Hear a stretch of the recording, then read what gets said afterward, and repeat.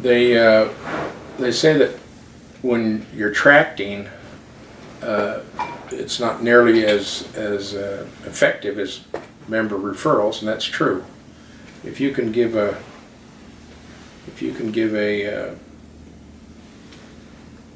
get your friend over to your house to do a lesson, then that's much more effective. Have the missionaries come to your house and train. That's much more effective than knocking on doors. Down there, you didn't really knock on doors. You stood out in front of the house and clapped, and then they would stick their head out or not, or sick their dog on you, or whatever they were going to do.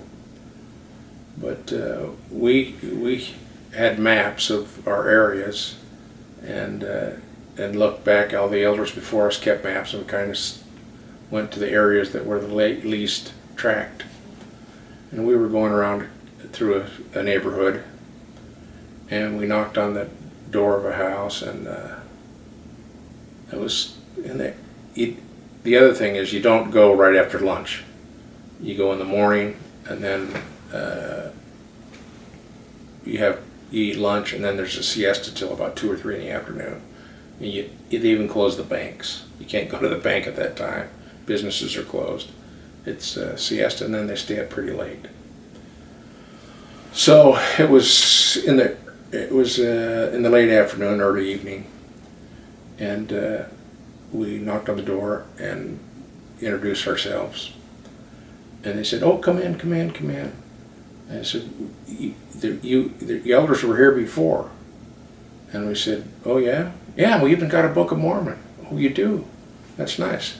"Yeah, let's show it to you." So they went in there, and we had us come in the living room, and they brought out this old Book of Mormon. It had a picture of some elders in it and stuff. Those are the ones that gave it to them. And they got the lessons. And well, we had a few lessons but we weren't baptized. I said, "Well, have you thought about it? Did you have a chance to read it?" "No, we haven't read it." "Well, do you want some more lessons?" "Yeah, well, we do have some more lessons." The other thing is, they were, at least, they seemed really old. They're probably in their 40s or 50s.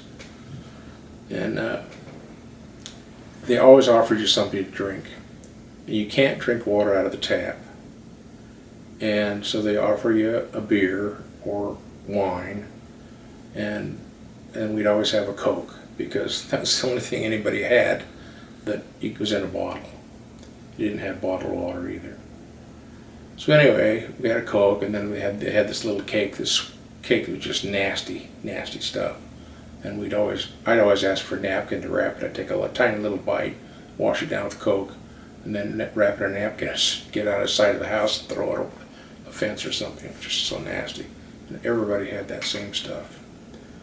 Anyhow, these people were fairly nice, and we set up a time to come back, give them another lesson, another lesson.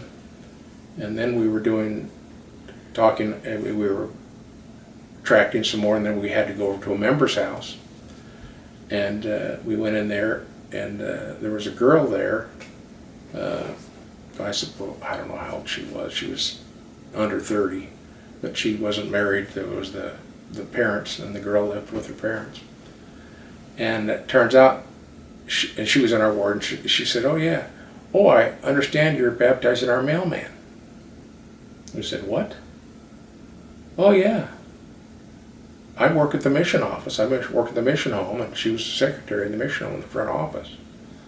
And she said, "You know, I've worked there for a year and a half, and this fat old guy came in. He was half drunk half the time, and sometimes he was really grumpy, sometimes he was okay, but you could always smell wine on his breath. It was alcohol.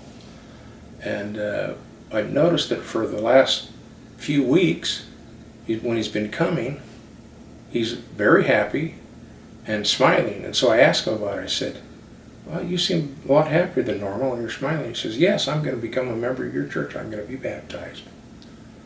And turns out it was her brother and sister at Lauder Day. Those were the people we were teaching.